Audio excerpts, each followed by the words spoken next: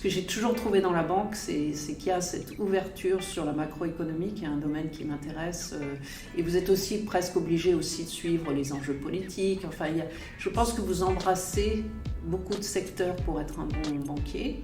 Tout un pan de ce qui était le mauvais côté un peu macho de la finance a disparu. C'est-à-dire les comportements se sont polissés très fortement et le système de sanctions par rapport à des comportements inadaptés est très efficace. Donc ça, c'est plus agréable. Vous avez vu Crédit Suisse, c'était peut-être que tout le monde rêvait de travailler au Crédit Suisse il y a 10 ans et plus maintenant, et vous voyez avec quelle rapidité la Crédit Suisse est tombée.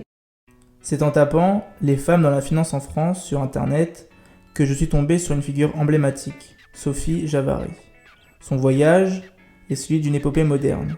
Il débute dans les salles de classe emblématiques d'HEC Paris, traverse l'océan pour rejoindre la trépidante New York à la Stern School of Business et culmine dans les couloirs majestueux de BNP Paribas. Avec des décennies d'expérience, Sophie est une femme inspirante qui, avec une détermination sans faille, a navigué à travers les complexités du monde financier. Elle a vu les marchés monter et descendre, a été témoin des bouleversements économiques et a toujours su s'adapter, innover et diriger. Mais au-delà de son expertise, Sophie est également une fervente défenseur de la diversité. Dans un secteur souvent dominé par les hommes, elle a combattu pour faire entendre la voix des femmes, pour briser les plafonds de verre et pour créer un environnement où chacun, indépendamment de son sexe ou de son origine, a une place et une opportunité égale. Aujourd'hui, nous allons non seulement retracer son parcours impressionnant, mais aussi plonger dans les tendances financières qui façonnent notre monde. Alors, embarquez avec moi pour cette exploration. Bonjour à tous, on se retrouve aujourd'hui sur Voix de la Finance pour un tout nouveau podcast. Aujourd'hui, nous avons la chance et l'honneur de recevoir Sophie Javary, vice-chairman CIB et MEA à la BNP Paribas. Bonjour Sophie, merci de me recevoir. Bonjour Gaël, merci beaucoup de cet entretien, ravi d'être avec vous aujourd'hui. Donc première question, au vu du titre de votre poste, est-ce que vous pouvez nous expliquer votre rôle et qu'est-ce que ça veut dire vice-chairman CIB et MEA ? Écoutez, je suis vice-chairman CIB MEA. Alors d'abord, CIB c'est un acronyme qui veut dire Corporate and Institutional Bank. Donc c'est la banque des grandes entreprises, des grands institutionnels, la banque d'affaires, toutes ces activités qui sont regroupées autour de CIB, cet acronyme qui est largement utilisé dans le monde de la finance. EMEA, c'est la zone Europe, Moyen-Orient, Afrique. Et donc, je suis vice-chairman. Ça veut dire que j'ai un rôle de représentation de la banque dans différents forums et institutions de place, que je fais essentiellement du rôle auprès des grands clients de la banque, donc en termes de suivi commercial, de contact avec les clients, de pousser des opérations et puis aussi de suivre un certain nombre d'opérations particulièrement importantes. En tant que senior, j'apporte mon expérience aux équipes, mon soutien aux équipes pour l'ensemble de ces opérations. Et puis, je suis aussi responsable donc, d'un certain nombre de clients que je suis depuis longtemps. Donc, c'est un rôle qui est assez varié et qui est un rôle qui est typiquement un rôle qui est octroyé aux personnes les plus seniors dans la banque qui peuvent donc mettre à profit leurs expériences pour les différentes équipes. Et précisément, quelles sont les missions pour quelqu'un qui travaille en CIB ? Alors les missions sont très variées.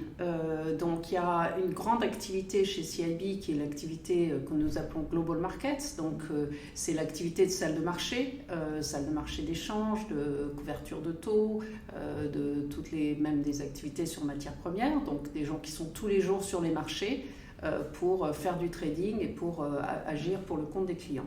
Ça, c'est une première grande activité. Il y a une grande activité qui s'appelle Global Banking, donc qui sont les prêts aux entreprises, qui sont les opérations de marché de capitaux, donc levées sur les marchés pour le compte des clients, des émissions obligataires, des émissions d'actions, aussi des financements d'opérations de private equity.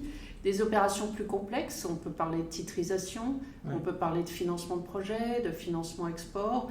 Donc, ce sont toutes des opérations qui sont à très forte valeur ajoutée, qui sont en lien très direct avec les marchés et qui servent à la fois le monde des grandes entreprises et puis aussi le monde des institutionnels. Donc nous traitons aussi avec d'autres clients dans le monde de l'assurance, dans le monde des mutuelles et donc c'est un panel assez large, ça couvre le monde entier.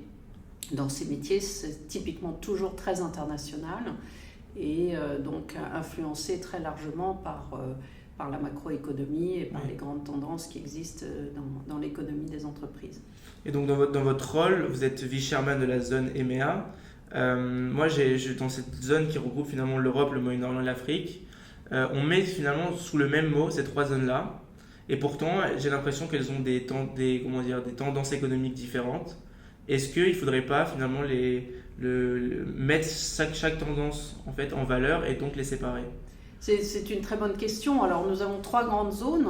Nous avons l'Amérique, la zone Asie-Pacifique et puis la zone Europe, Moyen-Orient, Afrique. En réalité, notre activité sur l'Afrique est très très limitée. Parce que les marchés de capitaux sont très peu développés en Afrique, il n'y a pas de très grandes entreprises, donc nous l'appelons Afrique, mais ça représente un très faible pourcentage de nos activités. Par contre, l'activité au Moyen-Orient est importante, notamment parce qu'il y a des très grands institutionnels. Vous avez des grands fonds souverains, vous avez des grandes entreprises dans le domaine de l'énergie, dans toute la partie du Golfe. Donc, et il y a ces grands investisseurs, ils cherchent à investir beaucoup en Europe. Donc il y a une certaine logique à mettre ensemble Moyen-Orient et Europe parce que ils sont exportateurs nets de capitaux et vous avez les grands fonds souverains saoudiens d'Abu Dhabi qui cherchent à investir dans l'immobilier en Europe.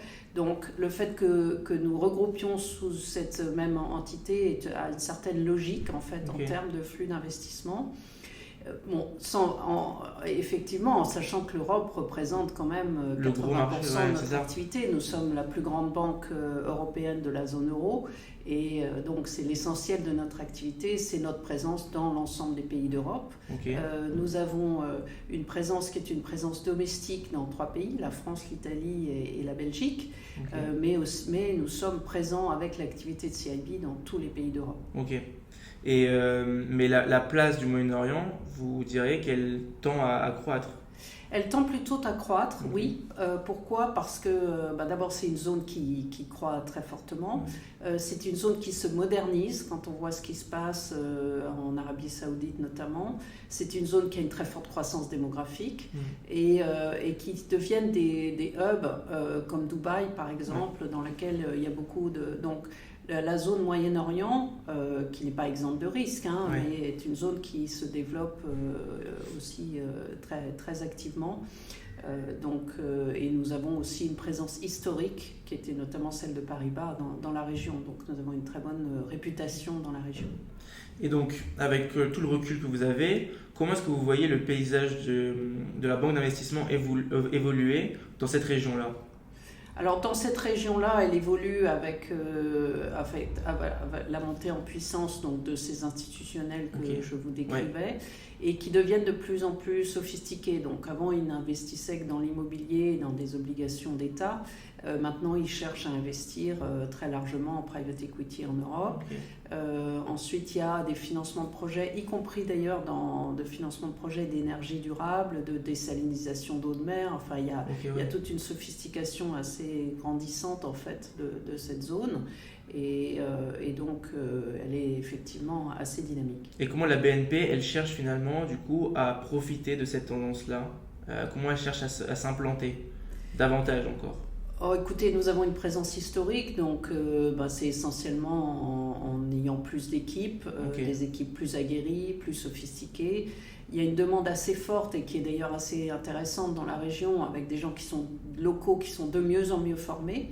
Donc en fait, ce qui est intéressant, c'est qu'au lieu d'envoyer toutes nos équipes en expatriés en Arabie Saoudite, à Abu Dhabi et autres, nous voyons sur place des très grands professionnels qui ont été formés aux États-Unis, en Europe et qui peuvent donc prendre des places dans nos équipes.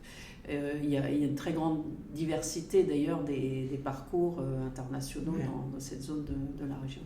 Et donc dans la finance, il y a aussi une autre tendance qu'on est obligé de prendre en compte, c'est qu'aujourd'hui, la durabilité et l'investissement responsable, aujourd'hui, sont des préoccupations croissantes. Aujourd'hui, comment est-ce que la BNP, elle intègre ces considérations-là dans ses stratégies? Alors nous l'intégrons complètement au cœur de nos stratégies par différents aspects. Et c'est intéressant de le souligner parce que je pense qu'avec votre public d'étudiants, beaucoup s'intéressent à ces domaines-là. Et la finance va jouer un rôle majeur dans l'évolution, dans la lutte contre le changement climatique, parce qu'il va falloir investir des dizaines de milliards d'euros.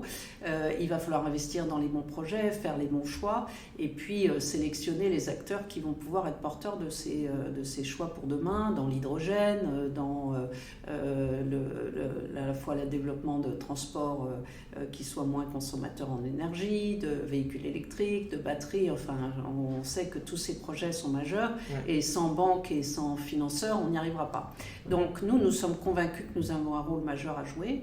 Nous avons aussi un rôle majeur à jouer en excluant certains secteurs que nous ne finançons pas. Alors c'est là que nous avons une politique qui est beaucoup plus offensive que notamment certaines banques américaines, en disant on a arrêté de financer le charbon, on a arrêté de financer l'industrie du tabac. Bon, ça c'est aussi parce qu'on parle de ESG, mais il faut parler de la santé et aussi de certaines industries qui ont une influence néfaste sur la santé des populations. Donc nous avons récemment dit que nous arrêterions de financer des projets pétroliers. Donc ça, c'est des grandes politiques que nous publions sur notre site internet et qui sont des politiques très importantes parce que en fait, on sort d'un certain nombre de secteurs. Ensuite, il y a aussi tout le développement dans l'investissement, c'est-à-dire que nous avons un rôle important dans l'épargne, puisque nous sommes aussi une grande banque qui collecte de l'épargne. C'est de proposer aux épargnants des produits qui sont des fonds de commun de placement, qui sont des fonds qui leur permettent d'investir dans des domaines qui sont liés à l'ESG. Donc ça, c'est très important pour notre partie BNP Paribas Asset Management, pour Cardiff. Donc c'est au cœur de notre stratégie.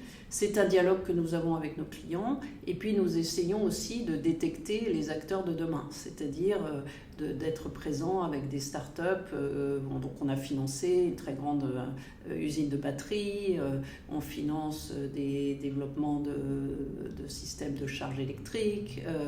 Nous travaillons beaucoup avec les grands constructeurs automobiles sur les voitures électriques. Enfin, c'est un domaine qui est extrêmement foisonnant, qui est extrêmement intéressant. Et puis nous bâtissons aussi des produits pour nos clients classiques qui sont des produits financiers qui sont liés à des critères ESG. Donc ça, c'est un grand domaine, on appelle ça Sustainable Finance. C'est l'idée qu'on émette une émission obligataire qui soit des green bonds, par exemple, qui soit donc catégorisée comme étant ou suivant un certain nombre d'indicateurs, qui sont des indicateurs ESG. Donc une entreprise comme L'Oréal, par exemple, va émettre une émission obligataire en disant je m'engage pendant la durée de cette émission à investir dans des projets responsables, à essayer de faire du plastique recyclable, etc. Et si je n'y arrive pas, je payerai une pénalité. Donc ça, c'est tout le domaine du Sustainable Finance qui s'est énormément développé et dans lequel nous voulons être leaders. Donc c'est un domaine foisonnant, passionnant et essentiel en fait si on veut faire cette transition vers une économie plus durable et surtout lutter contre le changement climatique. Il y a une autre tendance dans la finance, peut-être plus récente aujourd'hui, c'est l'apparition et aujourd'hui peut-être la démocratisation de la technologie dite blockchain. Oui. Comment est-ce que vous voyez l'avenir de la finance avec cette technologie-là ? Est-ce que vous y croyez ? Moi, j'y crois énormément. Donc, je pense que c'est un domaine qui va aussi se développer énormément parce qu'en fait, elle apporte une sécurisation des transactions et puis aussi, elle va baisser le coût des transactions. C'est-à-dire que dans nos back-office, il y a des tas de vérifications qui sont faites. Je ne vous dirai pas qu'on utilise encore des fax, mais on n'est pas loin. On en utilisait il n'y a pas si longtemps. Et donc, toutes ces vérifications qui sont faites, soit par des processus manuels, soit des processus informatiques qui sont un peu anciens, peuvent être complètement automatisées par le système de blockchain. Alors, c'est une blockchain qui est fermée, c'est-à-dire en fait, dans laquelle il y a un certain nombre d'utilisateurs qui partagent des clés. Mais je pense que c'est une révolution. On est au tout début de ça. Il y a énormément d'expériences qui sont faites chez BNP Paribas dans différentes parties du groupe, chez Global Markets par exemple, dans notre partie qui fait aussi de la conservation de titres. Enfin, je pourrais vous citer beaucoup d'expériences qui sont faites. Donc nous y croyons beaucoup. Nous investissons dans un certain nombre de projets, mais moi je suis persuadée que ça va révolutionner les marchés de capitaux. Parce que là, Vous en parlez en interne, mais même peut-être plus généralement. Aujourd'hui, il y a l'application de la blockchain dans des crypto-monnaies aussi aujourd'hui. On voit que beaucoup de banques, on a entendu la Société Générale récemment qui a eu la première licence, je crois, l'agrément par rapport à un travail sur une crypto-monnaie. Aujourd'hui, comment est-ce que la BNP Paribas, elle se place dans cette course-là vers la crypto-monnaie, Alors, par exemple? moi je distinguerais, et c'est très important qu'on comprenne bien, ce qu'est la technologie blockchain, et donc qui peut être incorporée dans beaucoup d'opérations bancaires, de ce qu'est des crypto-monnaies. Ouais.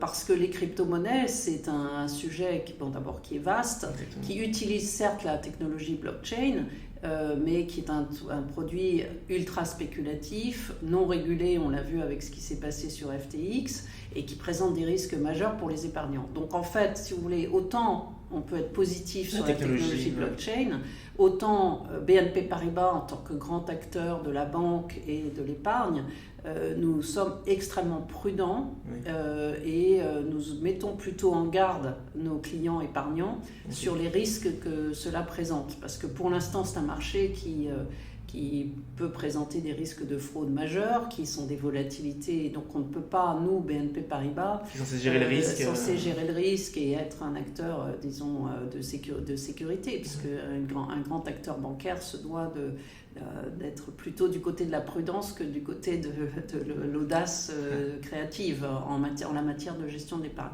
Donc sur les crypto-monnaies, on est extrêmement prudent, réservé, et donc on n'a pas, par exemple, de produits d'épargne qui sont liés aux crypto-monnaies. Donc on laisse ça pour l'instant dans un champ qui est encore un peu le Far West. Ok. Pour terminer l'introduction, je vais avoir une dernière question un peu plus générale. Quels sont selon vous les plus grands risques et opportunités pour BNP Paribas dans les prochaines années? Vaste question. Ouais, très vaste question. Écoutez, les grandes opportunités, c'est certainement le fait que, ce que je vous ai dit sur tout le sustainable finance, donc le fait que l'Europe soit plutôt en pointe sur le développement des critères ESG, sur la finance durable, sur la transition énergétique, c'est un immense champ d'opportunités. On n'est pas forcément suivi encore par les Américains et les Chinois, donc il faut espérer que tout le monde va se rallier à cette grande cause. Mais l'Europe est en pointe et les institutions européennes sont en pointe et nous, on est parmi celles qui sont en pointe. Donc ça, c'est un grand domaine d'opportunité. Deuxième domaine d'opportunité, c'est le foisonnement des startups, le foisonnement de la création d'entreprises. Je crois que c'est quelque chose qui a été majeur en France et dans d'autres pays en Europe depuis 10 ans. C'est cette capacité qu'ont d'ailleurs peut-être un certain nombre de nos auditeurs, étudiants, etc., de créer des entreprises tôt, d'être soutenus par du venture capital. Donc ça, c'est un deuxième champ d'opportunité. On est encore en retard sur les États-Unis, mais c'est très positif. Donc ça, il faut capter cette opportunité tôt et on s'organise pour ce faire. Je dirais la troisième opportunité, c'est la tech. Au sens large. En fait, c'est peu connu, mais une grande banque, c'est une grande entreprise de tech. On a d'énormes équipes d'IT, on a des énormes équipes qui réfléchissent à des projets informatiques. C'est probablement 40 000 employés sur le groupe qui en fait 190 000. Donc, vous voyez qu'on est un grand groupe de tech, c'est pas forcément très connu. Et ça, il va y avoir des développements majeurs. On est au tout début de l'intelligence artificielle, de ce que ça va pouvoir révolutionner dans plein de domaines de la banque, des institutions financières. Donc je crois que tout ce domaine de la tech, il va falloir que nous le captions et donc que nous investissions pour ce faire. Et donc je crois que si vous voulez, nous réussissons si nos clients réussissent. Donc il faut capter les clients qui réussissent. Donc c'est les startups qui feront les grands champions de demain. Je vais vous prendre un exemple d'Assosystème, qui est une entreprise majeure en France dans l'IT. C'était une start-up il y a 20 ans, donc il fallait la prendre comme client à ce moment-là et puis se développer avec eux. La transition énergétique, c'est un grand sujet. C'est là qu'une banque est très utile. Et enfin, je dirais comme dernier domaine, c'est le domaine de l'épargne. On sait très bien que les épargnants en Europe, ils sont pas ils font pas une épargne optimale, c'est-à-dire qu'ils épargnent beaucoup dans des produits, ils laissent leur argent dans des dépôts, des comptes courants, ils font pas d'investissement en actions, et il faut globalement qu'on développe en Europe la culture de l'investissement en actions, et c'est ça qui permettra de recycler notre épargne qui est abondante en Europe. Oui, parce que c'est quelque chose qui est différent. Qui est différencié. On a une très grande épargne en Europe et c'est un peu aberrant que notre épargne excédentaire, on aille l'investir sur la Silicon Valley et pas sur notre propre Silicon Valley. Donc ça, je crois que c'est une mission aussi qui est une opportunité de pousser nos clients, qui sont nos clients fortunés ou non, d'investir bien davantage dans l'equity. Parce que c'est aussi une culture, aux États-Unis, il y a cette culture-là d'investir dans le marché des actions, par exemple. Peut-être c'est lié aussi à la retraite, au fait où en fait, eux doivent préparer leur retraite et donc cherchent à investir déjà dès le plus jeune âge. Nous, ici, c'est un peu différent. Donc il y a peut-être aussi ce devoir-là de la banque auprès de ses clients, en fait, de leur apprendre presque. Exactement. Ouais, je crois que on est au tout début de cette réflexion, mais c'est extrêmement important. Et c'est aussi un champ d'opportunité pour nous important. Ok, très bien. Et au niveau des risques? Oui, pardon, je n'ai pas parlé des risques. Écoutez, les risques, c'est à la fois le fait qu'il faut capter ces bonnes tendances, donc pas laisser d'autres les prendre. Les risques, comme d'habitude, c'est des risques qui sont liés à la macroéconomie, à la volatilité des marchés. Donc, une banque est toujours un peu affectée si l'économie souffre. Ensuite, c'est effectivement des mouvements qui peuvent être trop importants sur les taux d'intérêt. Et ensuite, alors on est plutôt en fait moins risqué que les autres parce qu'on a un modèle qui est assez diversifié. On a beaucoup de métiers au sein du groupe BNP Paribas. Vous voyez, on parle beaucoup de la banque, mais on a aussi une grande compagnie d'assurance, on a une grande société qui loue des voitures, enfin on fait beaucoup de métiers très différents. Donc il faut garder cette diversification et puis une culture en fait du risque donc il ne faut pas qu'on abandonne en fait la qualité de nos équipes de risque. De la prudence. De la prudence et qui ont les bons modèles pour voir quels sont les risques de marché quand on prend des positions de trading. Et enfin, je mentionnerai le dernier risque que tout le monde connaît, c'est le cyber-risque. C'est-à-dire que c'est pour ça qu'on investit énormément dans ce domaine-là. Si un jour il y a une grande banque qui est complètement hackée par des hackers qui se trouvent au fin fond de la Russie et qui détruisent le système informatique, vous voyez l'impact que ça peut avoir sur la réputation. Et je citerai la réputation. Vous savez qu'on est quand même dans un monde où tout le monde est hyper connecté. Et la réputation d'une institution, à la fois pour recruter les meilleurs talents, pour avoir les meilleurs clients, pour avoir une image de marque, c'est un actif. Et cet actif, comme vous le savez, il peut être... il faut faire très attention en permanence à notre réputation. Et on sait qu'une réputation, vous avez vu Crédit Suisse, c'était... Peut-être que tout le monde rêvait de travailler au Crédit Suisse il y a 10 ans et plus maintenant, et vous voyez avec quelle rapidité le Crédit Suisse est tombé. Donc je crois que ça, c'est vraiment un risque important pour toutes les banques et d'ailleurs pour toutes les grandes entreprises. Donc maintenant, on va passer à votre parcours, parce que c'est vrai qu'en voyant votre titre, on se demande mais qu'est-ce que Madame Javary a fait avant pour arriver vice-chairman CIB EMEA. Donc est-ce que vous pourriez nous raconter votre parcours en commençant par le parcours académique? Alors, je suis diplômée d'HEC et j'ai fait à l'époque le programme international. Donc, en fait, j'étais allée étudier la dernière année, on ne parlait pas beaucoup d'Erasmus à l'époque, mais au Brésil et aux États-Unis. Et j'ai commencé dans la banque très tôt. Et j'ai commencé dans la banque of America, qui est une banque américaine bien connue. Et puis, après différents changements, je suis rentrée chez Rothschild en 1994, où j'ai passé 16 ans. Je suis devenue associée gérant chez Rothschild en 2002. Et chez Rothschild, ma spécialité, c'était essentiellement ce qu'on appelle l'Equity Capital Markets, ou ECM. En français, c'est le marché primaire action. Donc, c'est en fait toutes les opérations de haut de bilan, introduction en bourse, privatisation, augmentation de capital, donc sur des actions. Et je suis devenue une spécialiste en fait de ce métier-là chez Rothschild. Et je dirigeais une joint venture avec ABN AMRO. Donc ça a été l'essentiel. Et à partir de 2008, chez Rothschild, j'ai été joint head du restructuring. Donc on pourra peut-être en parler aussi. Et depuis 12 ans, je suis chez BNP Paribas. Donc chez BNP Paribas, j'ai eu un parcours assez varié où je suis rentrée en tant que senior banker, c'est-à-dire responsable de relations avec des grands clients. Et puis j'ai dirigé le Corporate Finance, qui était donc le conseil M&A et le Equity Capital Market pour Europe, Moyen-Orient, Afrique. Et je suis maintenant vice-chairman. Donc c'est un parcours qui est assez linéaire, que j'ai toujours travaillé dans la banque, toujours dans la banque d'investissement, assez longtemps dans un métier assez spécialisé qui est l'Equity Capital Market, qui s'est énormément développé pendant ce temps-là. Et je n'ai pas hésité à changer d'institution. Oui. Donc, je n'ai pas un parcours linéaire dans une seule institution bancaire, mais j'y suis restée dans chacune quand même assez longtemps. Oui. On va d'abord revenir sur votre parcours académique. Donc, vous êtes diplômé d'HEC. Comment est-ce que cette formation-là vous a préparé à votre rôle actuel ? Alors, d'abord, je pense que HEC, c'est une grande école qui est toujours une très forte réputation dans la finance, donc vous êtes assez crédible dans la finance, c'est toujours le cas. Je continue à enseigner à HEC et je sais que le niveau d'enseignement en finance est très élevé. Donc ça, évidemment, ça vous prépare assez bien. Ensuite, je pense que c'est une école qui vous apprend le leadership et donc qui vous donne confiance en vous. Donc les portes sont en général assez grandes ouvertes dans le monde de la finance quand vous avez un tel diplôme. Je dirais que c'est essentiellement ça, parce qu'après on fait son parcours soi-même. Oui. Ce qui m'a, je pense, aidé, c'est que j'ai jamais eu peur de travailler beaucoup. Donc à la fois on prépare et on travaille beaucoup. Et alors qu'à HEC on travaillait pas énormément, quand j'étais à NYU en master, en MBA, là on travaillait énormément de nouveau.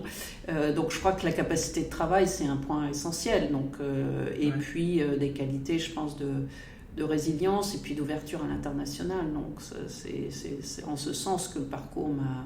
Mais je dirais que c'est quand même, quand je regarde, c'est essentiellement quand même ce que j'ai réalisé pendant mon parcours professionnel qui est important pour expliquer là où j'en suis. Et pourquoi la finance ?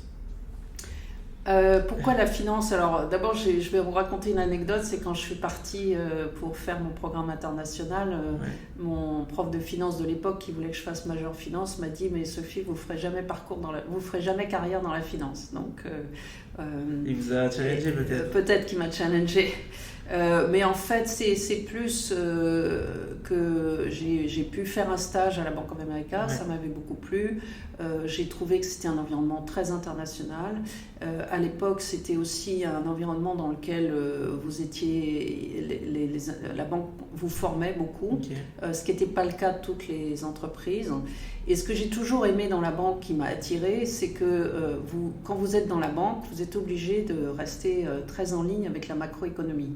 Donc en fait, c'est un métier où vous voyez l'ensemble des secteurs de l'économie et où vous devez comprendre ce que fait une banque centrale, pourquoi les taux d'intérêt montent, pourquoi il y a de l'inflation, l'impact que ça a sur les entreprises. Vous devez essayer d'embrasser en fait différents secteurs. Et j'ai toujours trouvé que si vous rentriez par exemple chez Saint-Gobain ou chez L'Oréal, vous êtes Saint-Gobain, vous faites que des matériaux de construction et si vous n'allez pas vous intéresser à la distribution ou à la tech. Si vous travaillez chez L'Oréal, vous allez faire que des produits de beauté et puis point, vous n'allez pas vous intéresser à d'autres secteurs. Ce que j'ai toujours trouvé dans la banque, c'est qu'il y a cette ouverture sur la macroéconomie, qui est un domaine qui m'intéresse. Et vous êtes aussi presque obligé aussi de suivre les enjeux politiques. Enfin, je pense que vous embrassez beaucoup de secteurs pour être un bon banquier. Et ensuite, ce que j'ai toujours aimé, c'est que ça mixe, alors c'est une terminologie qu'on n'utilise pas tellement, qui est le technico-commercial, mais c'est-à-dire que vous devez à la fois faire beaucoup de commercial, donc traiter avec des clients, les convaincre sur le fait que vous êtes les meilleurs et que vous avez bien réfléchi à leur sujet, et en même temps sur une base technique qui est très forte d'expertise. Donc technico-commercial, on ne le dirait pas comme ça pour un banquier, mais c'est pourtant, je pense, qui m'a toujours plu, qui a fait que j'ai jamais regardé ailleurs, et qui, pour moi, forme l'intérêt principal du métier de banquier. Ok, donc on va revenir sur votre sur votre parcours professionnel. Donc vous avez travaillé à partir de 1994 chez Rothschild. Donc pendant ces années-là, vous avez expliqué que vous avez participé à énormément d'IPO, donc d'introduction en bourse. Est-ce que vous pouvez revenir sur l'une d'entre elles et finalement, quels ont été les défis rencontrés lors de ces introductions-là ?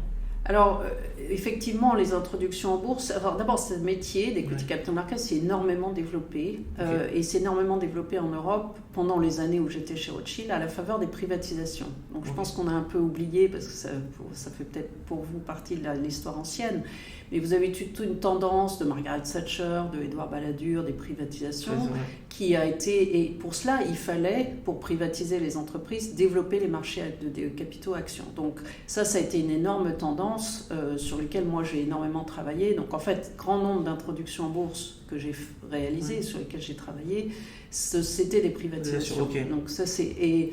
Et là, ce qui était très intéressant, c'est qu'on a privatisé des départements pratiquement de ministères. Donc quand vous pensez à France Télécom, ce qui est Orange maintenant, c'était un département du ministère des Télécoms, c'était l'État.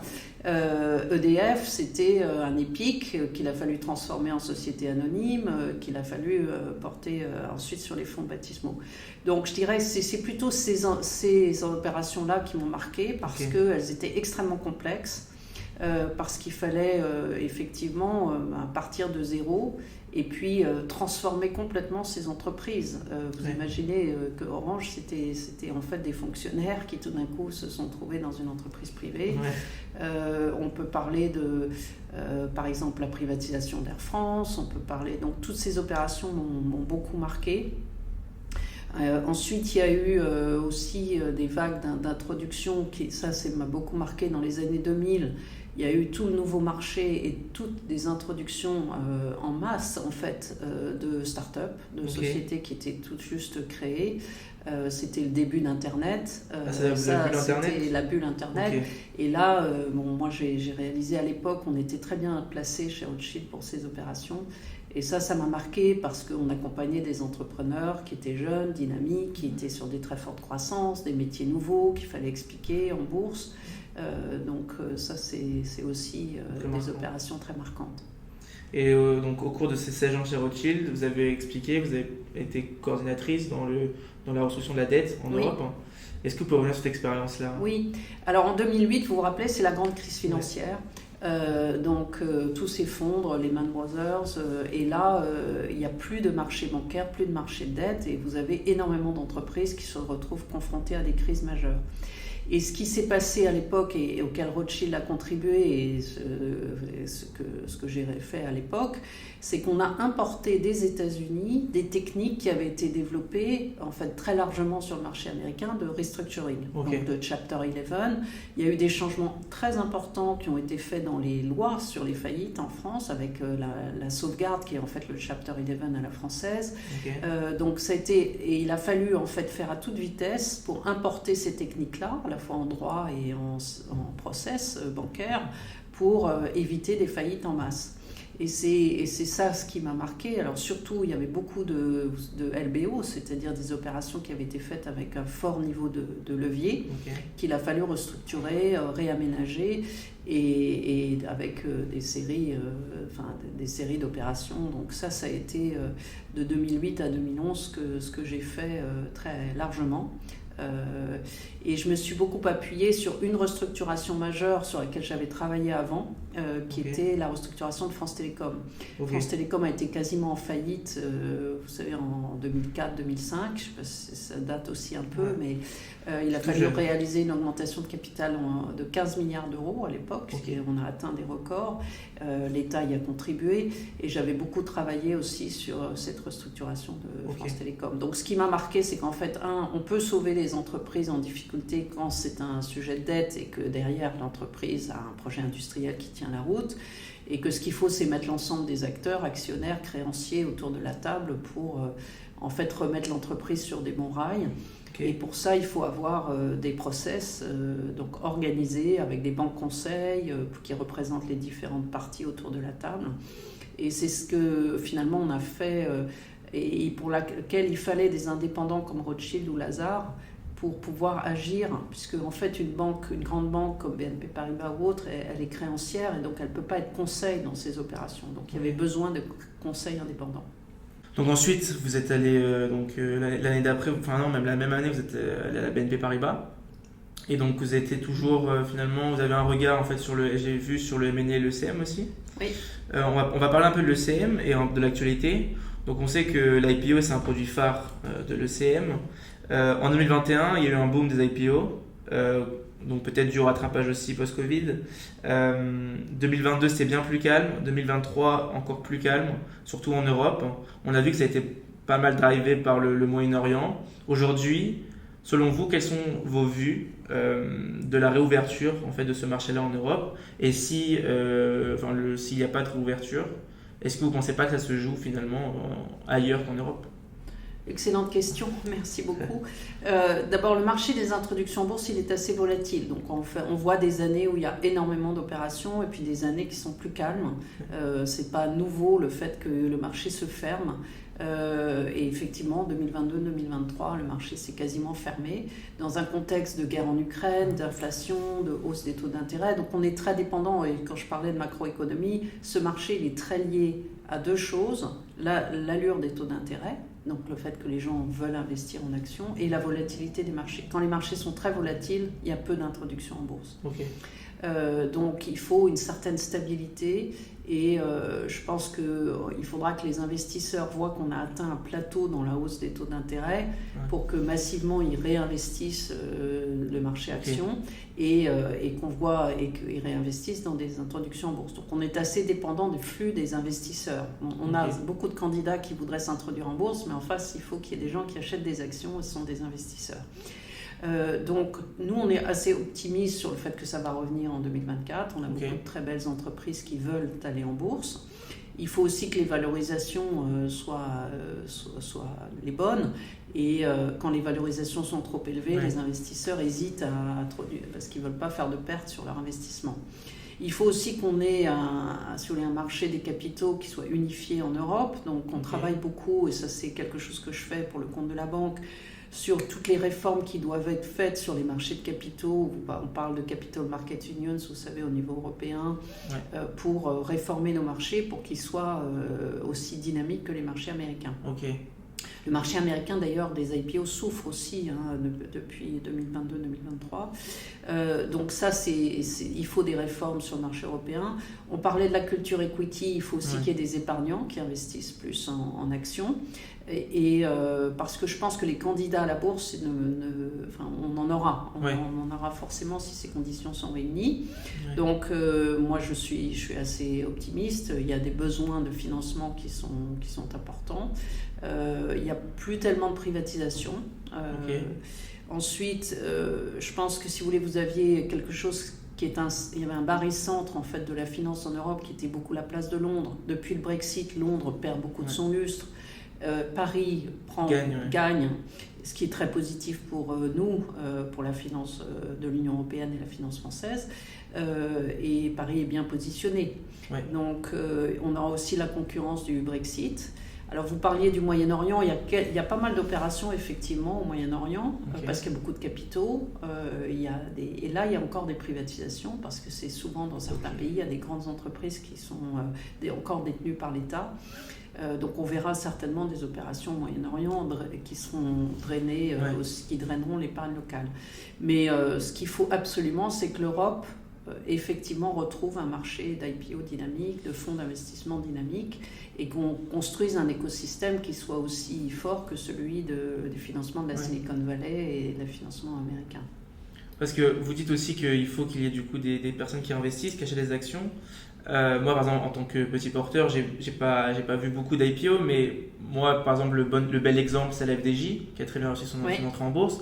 Mais il y a aussi, pour moi, la majorité des IPO qui, si on regarde le prix d'entrée et aujourd'hui le prix d'aujourd'hui, qui a baissé énormément. Je pense à OVH Cloud, par exemple, mais aussi à plein d'autres.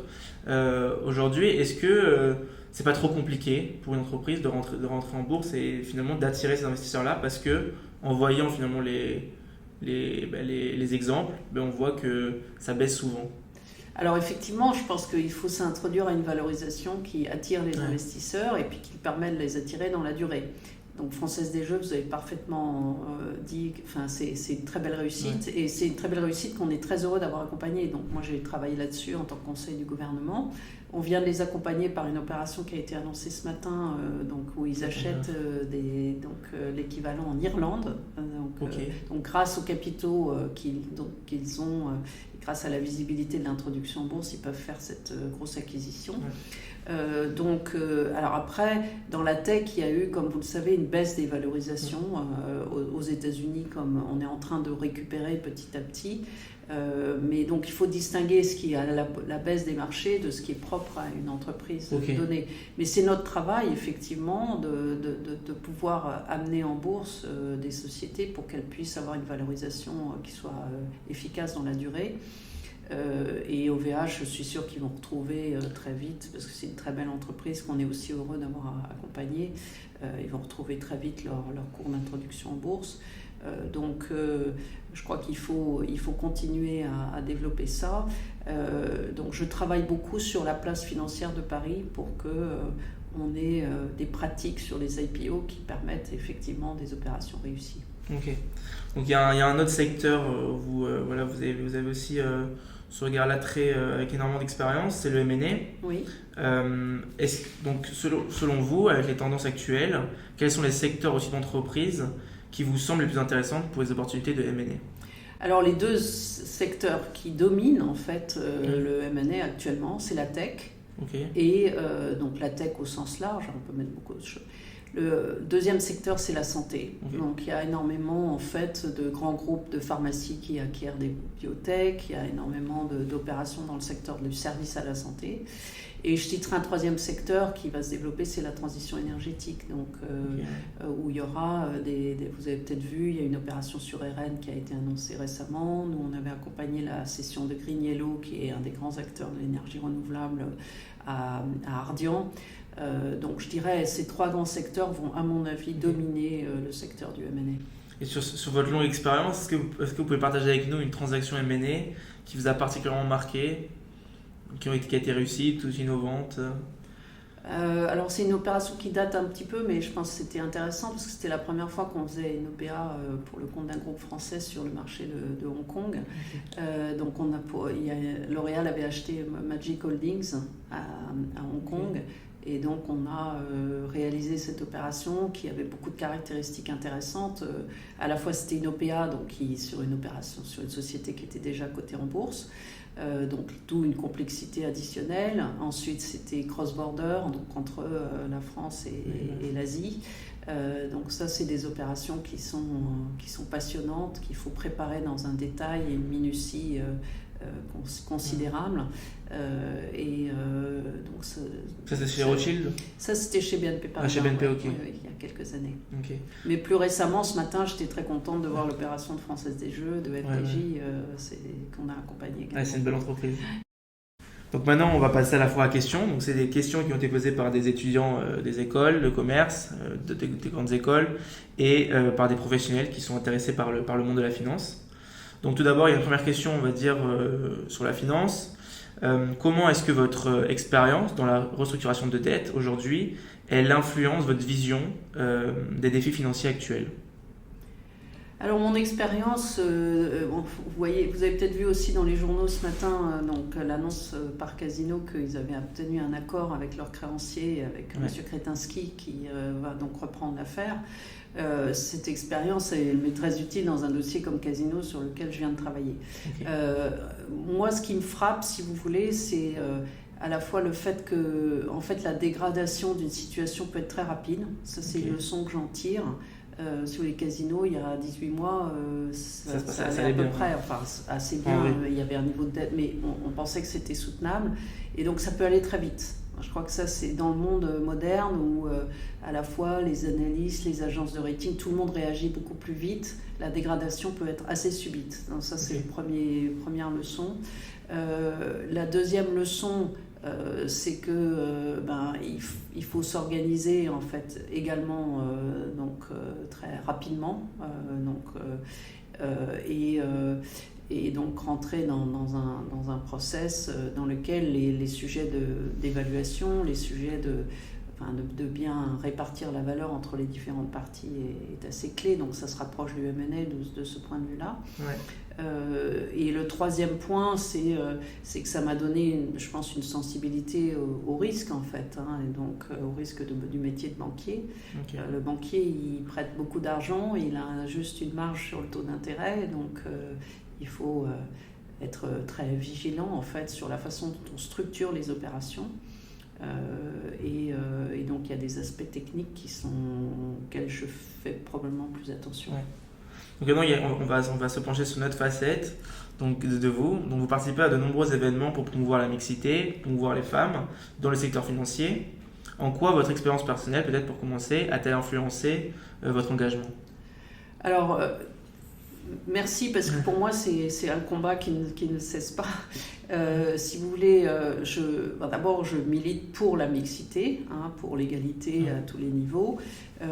Et je pense qu'il y a encore des progrès à faire. Je pense que alors moi, ce que j'ai constaté dans ma carrière, c'est qu'il y a eu des progrès considérables. On était très peu de femmes dans la finance à des postes de responsabilité. Bon, maintenant, vous en trouvez quand même beaucoup plus. Et tout un pan de ce qui était le mauvais côté un peu macho de la finance a disparu. C'est-à-dire les comportements se sont polissés très fortement, et le système de sanctions par rapport à des comportements inadaptés est très efficace. Donc ça, c'est plus agréable. Ça pouvait m'arriver au début de ma carrière d'entendre des plaisanteries qui étaient à la limite de l'acceptable, des comportements qui étaient des comportements machistes, pour ne pas les nommer. Ça a disparu, donc ça, c'est très positif. Le deuxième point, c'est que je me suis aperçue que c'était quand même un atout aussi d'être une femme dans la finance. Donc ça m'a plutôt servi, en fait, parce que vous êtes remarqué, parce que les gens vous connaissent, parce que vous pouvez vous distinguer. Donc c'était aussi... et ensuite, il y a des qualités, je pense, propres qu'on peut posséder peut-être plus largement en étant une femme, qui peuvent servir dans la finance. Donc et je milite, pourquoi ? Parce que je pense que c'est absolument normal en termes d'égalité. Ensuite, je pense que ça apporte beaucoup dans les équipes que d'avoir une vraie mixité, et qu'il subsiste encore des biais culturels qui sont très forts et qu'il faut combattre. Après, moi, le message que je voudrais passer aux jeunes étudiants, c'est que je pense que les portes sont grandes ouvertes dans la finance pour les femmes, et qu'il faut taper aux portes, quoi. Et je pense qu'il y a beaucoup d'opportunités, parce que maintenant, il y a des politiques affirmées de mixité à tous les niveaux, et donc ça donne des opportunités aux talents femmes, féminins, de vraiment grimper dans l'organisation sans avoir de crainte quelconque que le fait d'être une femme soit un handicap. Et par exemple, concrètement, comment est-ce que la BNP, elle s'engage en faveur de ce combat-là ? On le fait par différentes mesures, en fait. Il y a beaucoup de... D'abord, il faut mesurer, en fait, les proportions de femmes dans toutes les catégories, jeunes talents, talents émergents, talents affirmés. Ouvrir systématiquement, dès qu'il y a un poste qui est ouvert, à être sûr qu'il y a au moins la moitié de candidatures féminines. Être très vigilant, et ça Global Market l'a beaucoup fait, sur les recrutements de jeunes, que ce soit bien à parité. Évidemment, si vous commencez à recruter 30% de femmes et 70% d'hommes à la sortie de l'école, vous n'avez pas de chance d'arriver à 50% dans 20 ans. Donc on est très très vigilant sur les quotas, donc la parité, stricte parité à l'entrée. Ensuite, il y a des programmes spécifiques qui sont des programmes, en fait, pour les femmes, pour éviter, parce qu'en fait on s'est aperçu qu'on avait une déperdition de talent, notamment à certaines périodes clés dans la carrière des femmes, entre 30 et 40 ans. Il y a beaucoup de jeunes femmes qui abandonnent la partie. Et ce qu'on essaye de faire, c'est justement de les persuader et de les accompagner pendant cette période-là, en leur disant « mais non, il ne faut pas accompagner la partie, au contraire, il faut tenir bon, et on va vous accompagner par différentes mesures ». Donc on essaye d'éviter de perdre nos jeunes femmes. Donc c'est un ensemble de mesures qui sont prises. Ensuite, on est très strict sur l'égalité salariale, bien entendu, qui est là nécessaire de par la loi, c'est une obligation légale.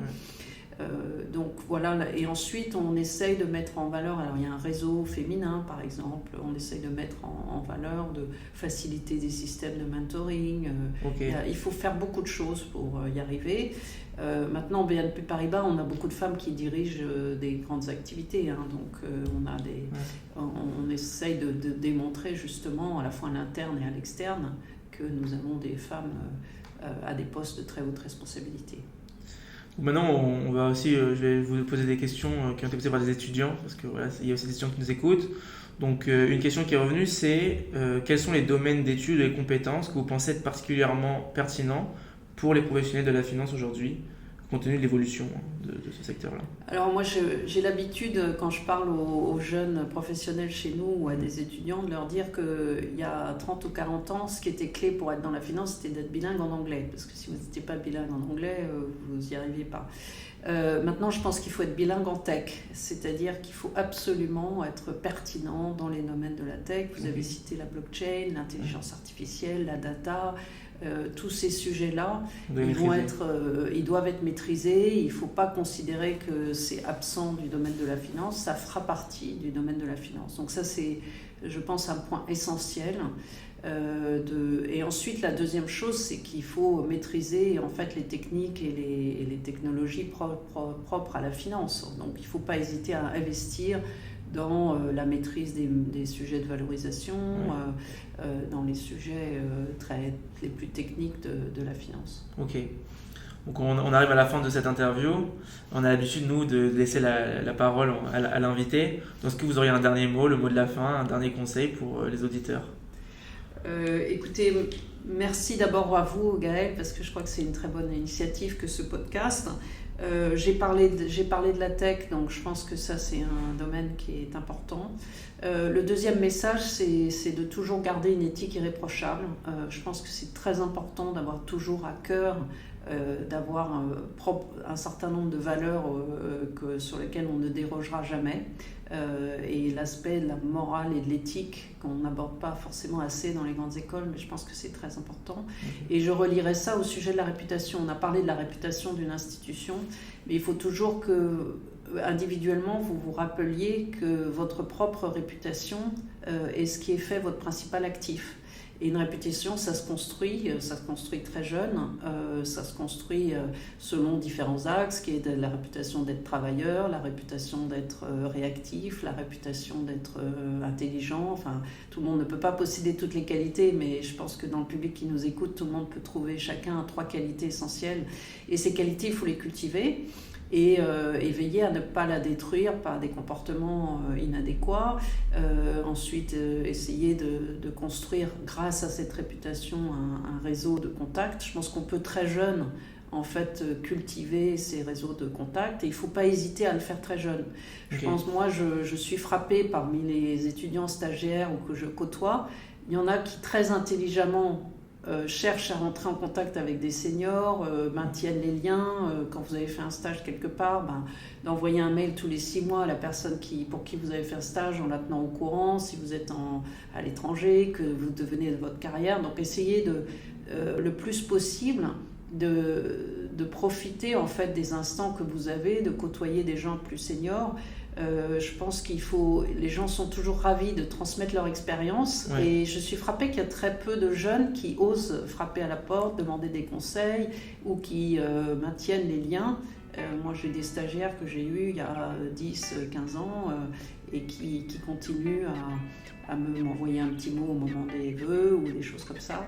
Donc je dirais, il faut encourager en fait son propre networking qui doit pas être un gros mot, mais au contraire, se dire que c'est une occasion finalement de bâtir des relations intéressantes. Donc ça, ce serait mon dernier message, et d'avoir confiance en vous. Et je dirais aux jeunes femmes aussi, surtout, n'hésitez pas à avoir confiance en vous et à toutes les étapes, et à développer vos qualités en la matière.